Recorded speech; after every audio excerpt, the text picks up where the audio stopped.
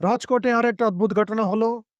অনেক বছর আগে স্বামী আত্মস্থানজি মহারাজ, উনি সেক্রেটারি ছিলেন, সম্পাদক ছিলেন। তারপরে একবার বন্যা হয়ে অনাবৃষ্টি হয়েছে। প্রায় ৫ বৎসর না ৮ বৎসর গুজরাটের বর্ষা নাই, বারিশ নেই। রামকৃষ্ণ মিশন রিলিফে ঢুকেছে। অনেকজন দূর দূর গ্রামেতে সেবা করছে, ডিস্ট্রিবিউশন করছে। একদিন একটা ভ্যানে বাচ্চাদের নিয়ে একটা মহারাজ ফিরে আসছেন রাজকোট আশ্রমে সেবা রিলিফ অপারেশন পরে। ব্রেক ফেল হয়ে গেল। গাড়িটা রাস্তা থেকে একটা গ্রামের একটা ইয়েটা থেকে কুয়াতে রিজার্ভয়ের মতো ছিল, ড্রাই রিজার্ভয়ের, ওখানে আটকে গেছে।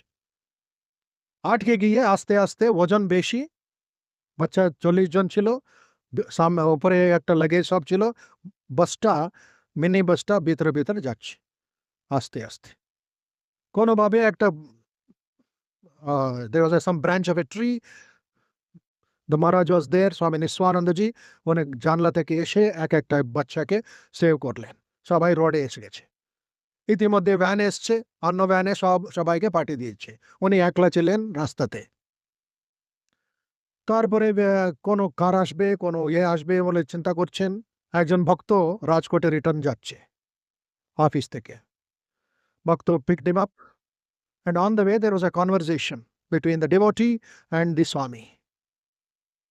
ডিভোটি বলছে, ভক্ত বলছেন, জিজ্ঞাসা করছেন, মহারাজ আপনারা তো you gave your whole life to Ramakrishna, আপনারা সাধু সন্ন্যাসী হয়েছেন, দিন পর দিন ঠাকুর চিন্তা করছেন, ঠাকুরের খাওয়া প্রসাদ নিচ্ছেন, ঠাকুরের জপ ধ্যান করছেন, ঠাকুরকে তো আপনার সারেন্ডার হয়ে গেছে। আমরা তো গৃহস্থ, সবসময় করতে পারবো না আমরা।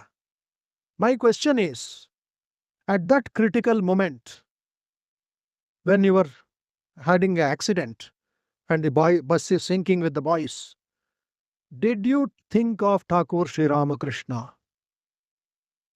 ভক্তের প্রশ্ন মহারাজকে, did you think of Shri Ramakrishna? Maharaj মাথার উপর হাত নিয়ে বসে আছেন। Then he thought, what a mistake.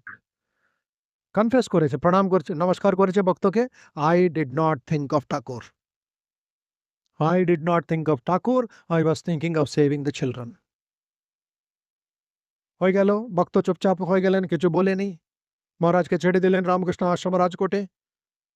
Whole night মহারাজকে ঘুম হয়নি।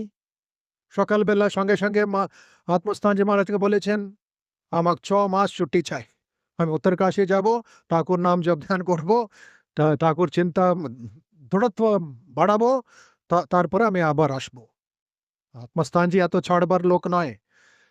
বলছে, এত কাজ চলছে, রিলিফ অপারেশন চলছে, এত অনাবৃষ্টি আছে, 1000 লোক বিনা খাওয়া মরে যাচ্ছে, তুমি জপ ধ্যান করবে? আমি দিতে পারবো না, একদিনও ছুটি দেবো না। 2-3 মাস লাগবে, তারপরে তুমি ছুটিতে যাবে। না না না, আমি যেতেন। তাহলে তোমার ইচ্ছা, তুমি মহারাজকে লিখবে, জেনারেল সেক্রেটারি মহারাজকে লিখবে। গম্ভীরানজি মহারাজ জেনারেল সেক্রেটারি ছিলেন।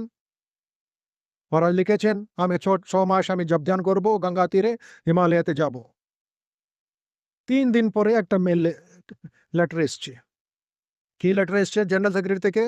আমি তোমার মনটা বুঝেছি, তোমার অবস্থা আমি বুঝেছি, কিন্তু কাজ আছে, ঠাকুরের সেবা করছো, তুমি করছো, তুমি পরে তোমাকে আমরা পারমিট দেব। শেষ দিকে সাইন করে general secretary of the order একটা রেড ইঙ্কে লেটার লিখেছে ওনার হাতে। লিখেছে যে, I know you did not think of Thakur, but I know Thakur was thinking of you. দেখুন, you did not think of Thakur, ঠিক আছে, আমি রাজি হয়েছি, but Thakur was thinking of you, I know. That is why you are saved. Children were saved. Thakur is watching you. You are blessed. Do his work. After 6 months, go for seva. Go for tapasya. উনি ওরকম নিজের কথা, আমরা training centre কর্মচারী হিসাবে ছিলাম, ওনার মুখ থেকে আমরা শুনেছি এটা।